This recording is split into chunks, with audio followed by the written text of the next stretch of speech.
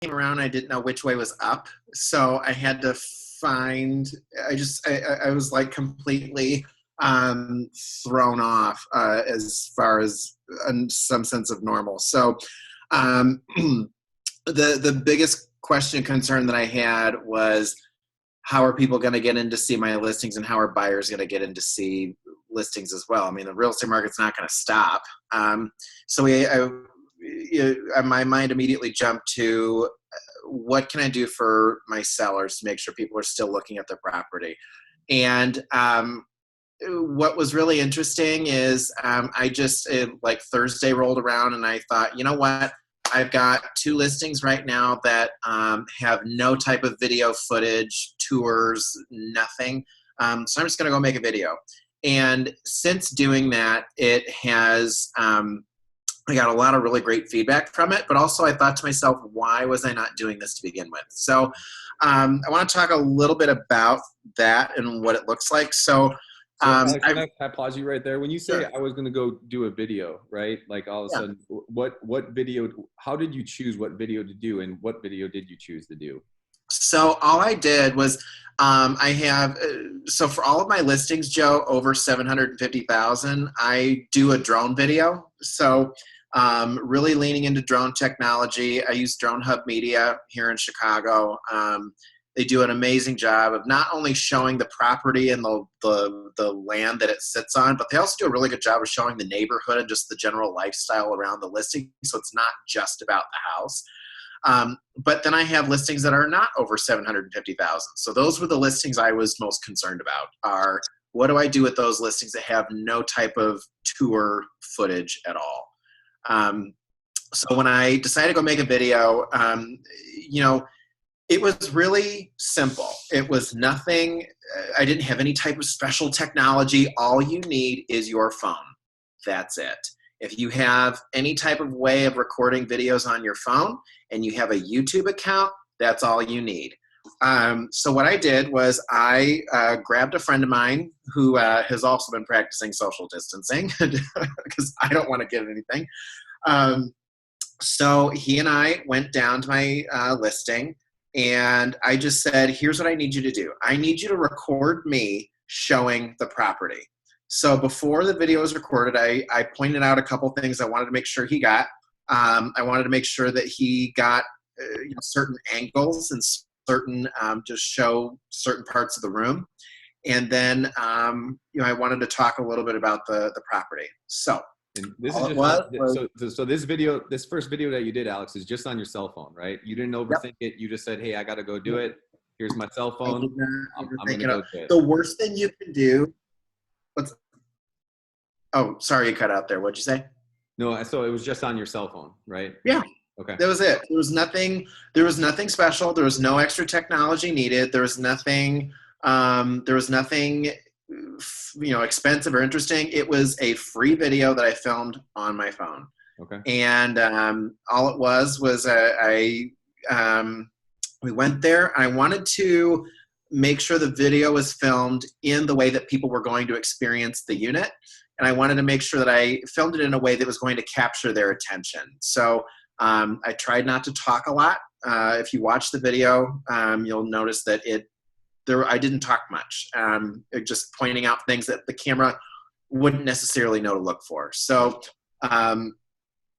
the general flow, the first 10 seconds, I wanted to make sure I welcomed them. I treated the camera like it was a buyer walking into a showing. I wasn't trying to show off my listing or anything like that. I literally treated the cameraman and my camera like it was a buyer walking into the listing. So what do you do when you think of it as like showing your listing? For those of us that are in markets where the listing agent is present for all showings, it's like they walk in, you greet them, you say hi. That's what I did in the video. Mm-hmm. They walked in and I led them into the first wow factor, which in this case was the living room. It was a nice open concept. It has a great view. Wanted to showcase the location. As with video, the first 10 seconds are the most critical because that's your window of opportunity to capture them. So I started off with a quick little tidbit about the building. I just said it was built in 1922. It was originally built as a hotel, and it was converted to condos in the 1980s. Okay. Done. It was a quick little story about the property. Just like if somebody would be there, right? Exactly, just like if somebody would be there. Yeah. And it helped that I had a friend who was filming it because somebody else was there. He's never been in that unit before. So that gave you comfort, I'm sure, right? Just totally, absolutely. Yeah. So then he walked the property, but what I did is as he was showing the property, I was preparing the other rooms that came after it to make sure it continued and the flow continued. I shot that entire video in one take. Okay. Which is what I wanted. I didn't want to sit there and do a bunch of editing. I don't have time for that, and especially with everything going on in the world, I needed to get content up and loaded as quickly as possible. Sure. So speed was my main goal. Okay. So one thing I did was, this is a small unit. It's a typical Chicago 2-bed, 2-bath, 1,000 square feet. We've all shown a million of them. So what I did was, because this particular unit had a lot of storage, as my friend was going around filming the spaces, I was always a step ahead of him, and I made sure that I opened up all the closet doors, because one of the things that buyers are not going to be able to see as you're doing a virtual showing is they're not going to be able to see the small details, like how big are the closets, how many closets are there, where's the laundry located. Right. Think if you've ever done a virtual showing with a buyer before, or like if it's an out-of-state buyer, they want to see the things that they can't see in pictures. So show that to them in the video. Sure. In this case, this unit had a lot of closet space, had a lot of built-ins, so I wanted to show that. Okay. And then I just walked them through as you experience the property. Walked them down the hallways, stopped at each room along the way, so that way they could really get their bearings of where they're going. And then at the end, I ended back at whatever room had the wow factor. So in this case, it was the living room. It's really well staged, looks great. And I wanted to make sure that I was positioned in such a way that that wow factor was behind me in the background, so people got to see it again. Right. So then I ended with, now let's talk about the details. The FAQs that so many Chicago home buyers ask, which are, what are the reserves? What are the rental caps? What are the restrictions? How many units are in the building? All those little finite details and questions that people ask, I put that at the end, because that's how people are experiencing it in their mind. The first 10 seconds, tell me about the story, capture my attention with the story, show me what I'm actually here for, the meat and potatoes of it. And then the end is like, at that point, if they've stayed and watched your entire video now, you've captured their attention. Now they're ready to listen to you on what the details are. Do not start your video with, thanks for coming to my listing at 40 East Delaware. There's 75 units in the building. There's this many rentals. Like, no one cares. They're not ready to hear that. Right. Put that at the end. So Alex, we were talking a lot about within our marketplace about having a strategy, right? Yeah. First, and then a system, and then some tools, right? But obviously starting with your mindset. And your mindset was, hey, I want to get my listings out there, right? So that was, so your strategy, walk us through what was your strategy on this? Like what obviously we know the tool was the phone, right? Yeah. But after that, what was the strategy and what was the system that you put into place? And then what are you going to put into place moving forward? I don't really know that there was a strategy. The strategy really was, I knew all of my upper end listings were taken care of because they already had a drone video. Right. That's just something I practice as a standard for my marketing package over 750,000. But under 750, like those listings had nothing. The strategy was really, how do I get these listings? How do I get a maximum exposure for these listings while people can't get in them? It was really just take care of people as quickly as possible. That was, I don't really think there was any more thought to it than that. What kind of really is a question? what kind of reaction did you get to it? Like what was the result? Oh, Alex, you're frozen. Had it on, so I thought to myself, this is wait a second, this isn't just what I guess my aha with all this was, wait a second, this isn't just a way to show my listings. This is now a lead gen source. This is content for me to post on social media and get leads from this. Why had I not thought of this before?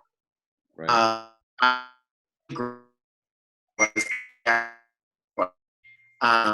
who actually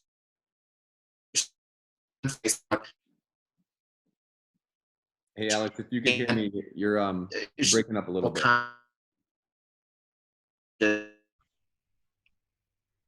Oh, are you there? Yeah, so you were breaking up pretty hard, pretty massively right there. If you want to come back, let's see.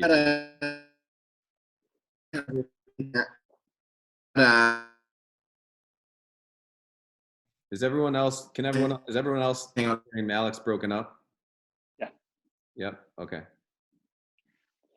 All right. So Alex, let's see if we can bring you back here for a second. All right. Did we lose him? I think we lost him for the moment. Maybe Okay. people could share if they've had any, they've been doing virtual showings and have learned any lessons. For sure. Absolutely. Before Alex, he will jump back in, but there he is. All right, Alex, unmute yourself. There we go. There you okay. Okay, I'm back. Okay. All right. Can you hear me now? Yeah, we can hear you. So go, okay, keep going. Yeah. So anyway, what happened was I posted on social media, got a great response from it. What I found was that the people that watched the video loved the fact that they could see all the little details, little nooks and crannies of the property that you can't see in pictures. But the best part was my seller actually shared it on her Facebook page, and when she did, there were a number of people who commented saying, "Wow, your agent did a great job showcasing your property." So it made her feel good about her listing, but also made me look really good. And now, those people are people I'll be following up with. Hey, thanks for sharing Nicole's condo. Please share it. And by the way, who else do you know looking to buy or sell real estate? So I didn't realize for me, the strategy was just taking care of my clients. What I'm finding it is becoming is now a lead gen source for me. Oh, I can't hear you. I muted myself because I muted myself. So where did you post this video? Give us a strategy of where you posted it. Yeah. Who did you post it to? Who did you follow up with? Sure. So I posted it to my personal Facebook page, my business Facebook page. Today it will be going on Instagram. And those are the main social media platforms I use. Mm-hmm. At this point, I've never really been super active posting business stuff on my business pages on social media, but now that I see what kind of a gold mine it can be, that's where I'll be posting it, is Twitter, LinkedIn, Instagram. I would put it, link them all together. Yeah. And get the same content out there, because that's what people are looking for, is that. So have you or anyone else on this call, has anyone had success on doing these virtual showings or tours on YouTube yet? Have you thought about that yet, Alex, or anyone else thought about that? So what I did was I took the video and I uploaded it to YouTube, and then I take the YouTube link and post it on all the social media websites. But to follow up with that, I have a property website that I do for all of my listings. Mm-hmm. So a case in point, if you are watching this, go to www.40delaware601.com. And what you'll find is that what I do on all of my listings is I link everything back to that website. It's a landing page. So on that website, I do it through agentmarketing.com. It only costs me $40 for the domain name and the website hosting. But I post everything on that website. I put the property disclosures with the names blacked out. I have the floor plans, the condo association FAQ list. That's all there. I have the information about the building. I have the utility disclosure. I mean, anything a buyer's ever going to want to know or see about the property, I put it on that website. So now they are getting the full experience of that listing. They can look at everything on online from the comfort of their own home. Yeah. So it frees up any questions that they may have about the property. So it really just gets to the point of, you know what you need to know now. Now we can just go look. Well, what's ironic, Alex, is as I'm listening to you, you said earlier, I don't know if I really had a strategy, but you do. That is your strategy, right? So you just walked us through what your strategy is, right? Oh, okay. All right. So we live in the city of Chicago, Alex, right? And for some of us, I know some of us are joining us from other states and cities, but we live in the city of Chicago where we show our listings. What do you think the new reality is going to be in your world, and how are you going to adapt to it?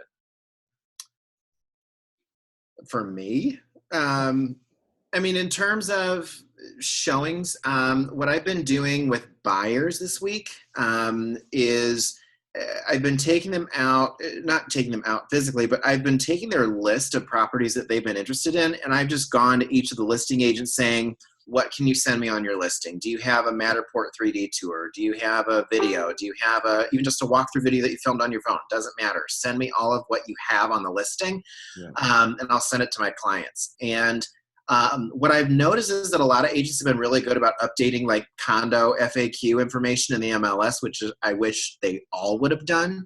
But what I'm finding is that by doing all this fact finding and data gathering ahead of time and giving it to my buyers, why weren't we doing this to begin with? Right. Now I have buyers. I've had 3 this week and last week who they would send me this list of like 7 to 10 properties they were interested in. I gather all the information for them, give it to them. Now they're narrowing it down to 2 or 3. Yeah. Like, oh, we really like these 2 or 3. I'm like, why weren't we doing that years ago? Like, this is great. And Alex, do you feel that is because they feel comfort in the information that they're getting? Yeah, I think that there's higher quality information out there now because we've had to provide higher quality information. Right. Those Matterport 3D tours have come in exceptionally handy. There's a lot of detail, and I think the main thing that buyers want is, when people are looking online, they're looking on like Realtor.com, Redfin, Zillow, whatever. They're really looking at real estate porn is what they're doing. They're looking at all the pictures that are pretty. They fall in love with the place online. And how many times have you had a buyer that loves what they see online and then they go look at it in person and it sucks? And now what buyers are really wanting is they really want to know, what does the layout look like? What does it feel like? It's the intangible, the touchy-feely stuff that they really want to see. That's what they really want, is the actual, they really want to see, how a place is what the layout's like and how it feels. That's really what they're after because they can't necessarily go there in person. Okay. And I've even had 2 clients the past week say, what we've learned in our home search is that even though we can't see the properties in person, we're actually looking for more like this type of a property now that we've looked at the virtual tours. Because what I'd found before, Joe, is that before those virtual tours were nice, but no one was looking at them. No, right. Yeah. No one was watching them. Yeah. Now they are, and now buyers are starting to see and educate and understand. It's like, oh, these are really helpful. We'd actually save ourselves a lot of time if we just looked at this. So I think there's been a lot of education just for buyers to understand, what they're looking for and helping themselves save a lot of time. There's been a lot of self-discovery. So, Alex, with your buyers right now that are self-discovering what they want and things like that, how are you interacting with them, and how often are you interacting with them?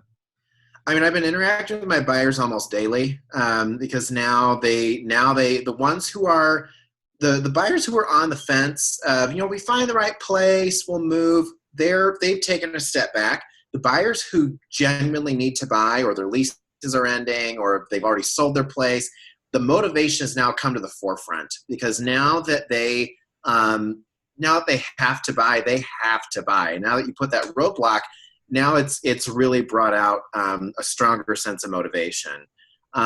So what I find with them is those are the ones I'm giving the most time to because now they understand, hey, now that we've narrowed your search down from 10 properties down to 2 that you're actually interested in, now we have to make sure those sellers will actually let us in to go look at those properties. Yeah. And Alex, So that was Dawn actually has something in the oh, chat here. Thanks, Dawn. She was curious. Do you think that the buyers are being more accommodating right now due to the circumstances? um, I think so, yes. I do think they're being more accommodating, but what I've found is while they're being more accommodating, again, they've self-discovered that, wow, there's a lot that we can actually do and look at without actually going to look at the property. I think they're starting to realize that they can actually save themselves a lot of time um, just by going deeper online before they actually go in person. But I do find that they still want to go in person. Once they really done all their homework, they still want that in person. They want to touch it and feel it and see, is this real? What we've been looking at. Alex, I think how do you think when this ordinance is lifted, right? The stay-at-home ordinance is lifted eventually. How do you think? What is your perception of how this changes how we do business? So that'll be interesting. I think it'll be interesting with the buyers who are already out there and have already done their homework and looking. I think they're going to want to get out and look right away because they've done the research. I think we're just in the very early phases now of training buyers how to search for properties. That's our job to train them. And it's our job as listing agents to provide them the homework for them to do. So we, as a listing agent, we have to be on our game too. Right. So I think as moving forward, I think now that people have started to discover and use the resources and tools that are available to them online, I think people are going to start leaning into that. Especially the millennials. What I find with a lot of my millennial buyers is they've really liked having all that information up front. It's now they're not kicking tires anymore. They're kicking tires digitally. So I think as they discover how much time they're saving, I think it's a trend that's going to stay, frankly. Cool. Yeah. Thanks, Alex. All right, guys. So Alex has that first 25 minutes of leading this. Now we're going to open this up for everyone else. I can only see a certain amount of people in the chat room, but I'm going to do my best to go back and forth. So what I would like to know from everyone else in the audience, and we can ask Alex whatever we want, but what I would like to know is, one, do you believe that there's going to be a pent-up demand from this? It seems like the people that I have talked to think that there's going to be. And if so, how are you going to deal with that pent-up demand? If somebody wants to take that question. I wanted to really quickly, Joe. I saw Johnny Astorina asked a question. I'm thinking he was asking about the property website.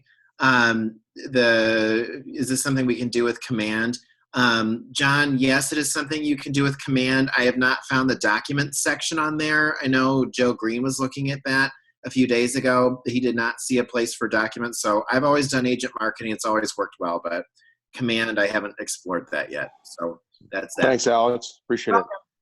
I actually just posted a link to the website for an example in the comments in the chat. Cool. Yeah. Thanks for that. But I'll start. Joe, I do think there will be a pent-up demand because people who have had to extend their leases or who have had to people who have to move. I mean, I don't think that's going to change. I think now it's just going to put pressure on them that the ones who are going to wait until like the summer to move, I mean, they're going to be hard pressed now, because now that instead of taking their time, having 3 to 4 months to look, now they're only going to have a month.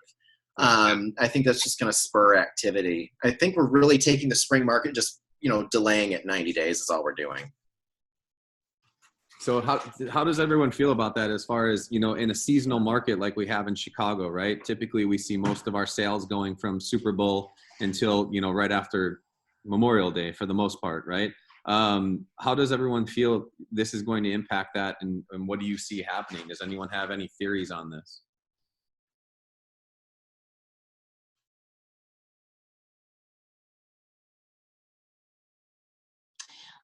Hey Joe, it's Kara. I think that, like Alex said, we're going to see a delay in business. I think we're going to see an uptick of those folks who are like right on the edge of, going under contract. who are ready to, kick in and get it done. I think it also depends on what the rates do. I know the Feds put some money into that secondary market to make, mortgage interest rates a little less volatile. So I think that will have some impact as well. I think we'll probably lose some business, right? And we're doing right now what we can to really, build mind share so that we build market share when, the stay-at-home order is lifted and as we go throughout the rest of the year. So we're going to be, needing to double down, triple down, I think, the rest of the year, but it moves the market out a little bit. And, it really is going to depend on interest rates. I do think that they will settle down. And as, and it may actually have been good, right? There were so many refis and so many mortgage applications that the market just couldn't handle all of it. So this has kind of stopped a little bit of that as well, or at least slowed it down significantly. So I think it all kind of mellows out here in the next few weeks, depending on when we can get back to work. And like Alex said, I agree with him. I do think we'll, lose some business, which is why it's important that we, continue sharing and masterminding and having group practices and just seeing what's going on with everybody's businesses so that we know we're each, staying up. Staying engaged, keeping engaged, right? Tommy, you were going to share something as well. Thanks, Kara. Yeah, I think that what we'll see shift, at least from an inventory standpoint, I do think that once we get out of all this and through all this, I do think inventory will decrease a little bit in the sense of, I've always noticed that there's three types of sellers, right? The one that just wants to upgrade, doesn't, have to, but is just kind of taking advantage of what's out there and whatnot.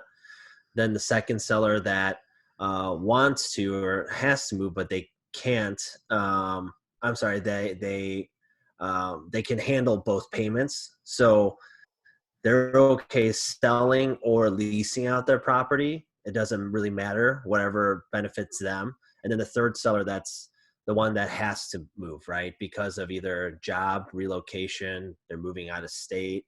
They have to sell in order to buy. So that has to happen first. So I think that seller, the third seller, is probably the one that we're going to see the most inventory from. And I think seller one may probably just hang low on the sidelines, and we'll see a little bit of inventory diminished a little bit. Yeah. Nico, you raised your hand. What do you have to share? Yeah, I obviously work with a lot of investor-owned properties, and I got to tell you, the management companies that I've been talking to are really interested to see what happens next week when rents are due in April, and then also the following month in May when rents are due again. This might significantly change the landscape, particularly of the smaller multi-unit market. If a lot of these things are our properties that were once, guaranteed income producing are suddenly all of a sudden not producing income, there might be a lot of activity in that sort of smaller multi-unit space. We're hearing a lot about investors. Is anyone out there working with a lot of investors right now? Mm-hmm.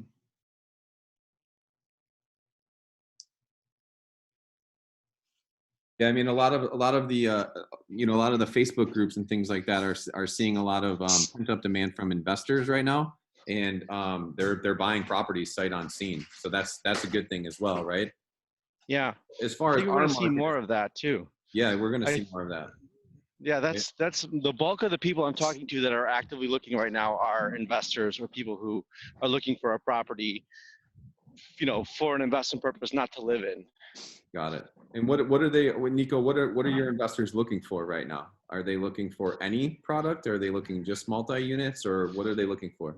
Yeah, they're looking right now in the sort of, 6 to 10 unit space, because the more units you have, the more you can defray risk across the income coming in. So if you have 1 or 2 units that go dark, you still have the others. And they're looking for just basically desperate sellers who are either sitting on a lot of vacancy, and then, the smart money's going in and saying, well, if I can finance this, and set up a closing for 90 days out, I can re-rent these spaces, maybe raise rents a little bit, maybe not, but still take advantage of the purchase now with the lower rates, and then stabilize a building in 1 to 2 years, and then be able to be in a position to either draw capital off of it or flip it and sell it in like 3 to 5 years into a much larger property. Got it. Thanks, Nico. And guys, going back to what Alex was talking about is adapting to this new virtual reality. Who else is out there doing some things virtually that they would like to share with us? As far as any videos or any any virtual open houses or anything that we're seeing out there that we find that's going to find beneficial for us all to know. Is anyone out there seeing anything or implementing anything? I see Allie Gregory is here. I know you're implementing some good stuff, Allie. Are you going to talk or no? Hey, Joe, it's Joe Green. Okay, Joe. Thanks, Joe. All right. What I'm seeing is I've had like 3 inspections of recent, of which I was able to do them from the comfort of my home. It's very easy now to just tell people that we don't need to be there at inspections. And as a result, it saves us a lot of time. And it's something that, we always ask ourselves, what can we do to save time or leverage for someone else? Not being at inspections is one of those things. Right. And it's been really easy to say, hey, we're not going to be there. The inspector is going to be there, and maybe our buyer is not going to be there either. So it's a good leverage piece that maybe will continue as well. That's great. Thanks, Joe. Meg just asked, is anyone having success with webinars? So tomorrow our Lunch and Learn is going to be with Melanie Everett. And the topic is going to be pivoting to a digital education. So Melanie Everett has done a lot of educational seminars on, first-time home buyers or first-time home sellers, and she's had success in that. And she's got an actual great story to share with everyone, is that her webinars are now more attended than any of her in-business personal webinars that she was having. So less money, people don't feel committed that they have to go, right? Things like that. So she'll elaborate on that tomorrow. But Meg, that's a great question, and you're going to hear a lot more about that tomorrow. Hopefully you can join in that. So Stephen, thanks for joining us. I know you had a final walkthrough. Unmute yourself and tell us what are you doing right now? We know that you live in the digital world and you do a lot of social media. What are you doing to, for this new reality with your business? It's one of those things where I kind of hesitated on buying a Matterport camera years ago. It was one of those things where I thought, I'll just employ the technicians that do that technology. But now, I've already run the costs, and I'm actually thinking about buying one for the market center as a whole, so that all the agent partners can take advantage of it. And I've been using for the past couple of years a combination of Real Vision as well as VHT. So depending on the price point of the property, VHT I still think has better photography, but Real Vision will allow you to do those 360 scans. And so I have those for every property. But what I like about Matterport now is, and we are now completely in a digital world, Matterport will allow you to pinpoint specific aspects of the property. So as you navigate through, you see a pin and you tap on it, and it highlights the feature that you want to call out, similarly to what you would do in a showing, where you're kind of walking through. And my running joke with individuals when I do showings are, I'm not here to show you a bedroom and a bathroom. You have eyes, you'll figure it out. But I will call out certain details that I think you may not catch at first glance. Right. And so I like those pinpoints on Matterport because it will call out specific details. And we all know that love is in the details. And so that really kind of drives things. Yeah, and at the beginning of this call, when Alex said that he's showing people in these tours all the things that the pictures don't show them, right? That was a great point. Tommy Choi made mention of that too. So showing the things that, we're going to make everything look, beautiful, right, on Matterport or anything else, but the actual video on top of that, sometimes showing people the things that they don't see, right? Gives people a sense of security as well. And it sounds like Matterport's going to start adjusting that as well. So thanks for sharing. Yep. Is anyone else using any tools? What about any tools that would be helpful for this group right now that they have not been using before and are going to be implementing now moving forward, or now just for the current state? Is there any tools that people are using that they would like to share? I know one thing that we're doing is a lot more of videos, almost commercial-like videos, right, about the properties. I'm going to be talking with Ali about doing some, voiceovers on those videos and just kind of having a 30-second, almost like commercial-like presentation about the place that we're going to start publicizing. And as Alex said too, using that as lead generation also.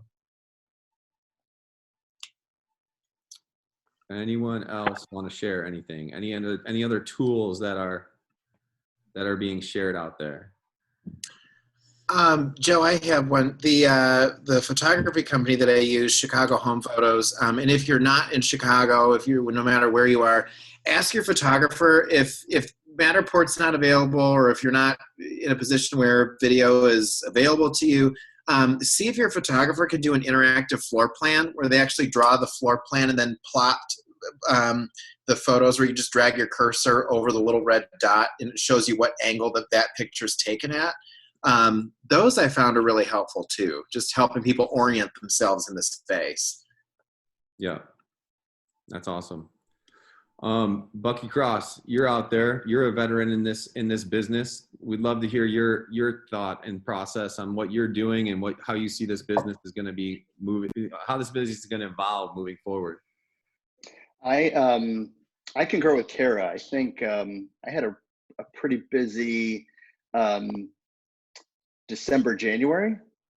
So I'm treating this time like what is normally December, January. So using it as an opportunity to get sharper, to reevaluate my CRM, recalibrating my database. And then I'm trying to really touch 20 to 30 people a day, going through that database and really checking on people and just making sure everybody's okay and seeing if anybody has any questions about the market. We're seeing that, right? And I'm sure people are answering their phones. Yep. Right. Everybody's home now. Yeah. And two, people are grateful that you're reaching out and thinking about them, right? We're seeing that across the board. So it's a great time to just let people know that we're genuine. It's not about the sale for us, right? We're here to help you. Anything that we can do to help you out, or any questions or anything that we can get for you or answers for you, we're here to do that. Absolutely. No, absolutely. All right, Alex, before we end this one out, is there any sharing strategies that you want to give, or any closing words that you want to give to this group? Number one, actually, I got this from Brian Moon this morning. He called me. He watched one of my videos, and he's like, "Hey, love your video. Feedback for you if you're open to it." And I said, "Okay, what is it?" I actually thought it was really good feedback. He's like, if you're going to be on camera, dress like you're actually there for the showing. And because in one of my videos, I was like still wearing my trench coat or whatever, as I was like just showing people around. He's like, it feels rushed. Like, show it like you're actually there showing. And I was like, oh, I never thought of that small little detail. Just take your coat off, make yourself at home. And number two, get over yourself on, I don't like how I look on video. You know what? If you're ugly, you're ugly. People are going to see what you're going to look like in person anyway. Just shoot the damn video and post it. Don't worry about it being perfect. Don't worry about it you are literally doing yourself a disservice by doing nothing. Stop worrying about perfection. Just go do it. There you go. I love it. We could always rely on Alex Wolking for shooting it to us straight. So Alex, thank you guys so much for your time. Everyone, thank you guys for being here for our second Lunch and Learn. Know that tomorrow we're going to have Melanie Everett on the call. She's going to lead for the first 25 minutes or so. Like I said, she's going to do pivoting to a digital education. It's powerful stuff that she's going to be sharing with us as well. So hopefully we could all be here again. Thank you guys very much. If you want to hear anyone in particular, or you are interested, in leading one of these, let me know. This is open to everyone, and we're gonna keep doing it while we're all quarantined. So, anyways, thanks guys. Cheers. Jeff, Appreciate you guys. take care.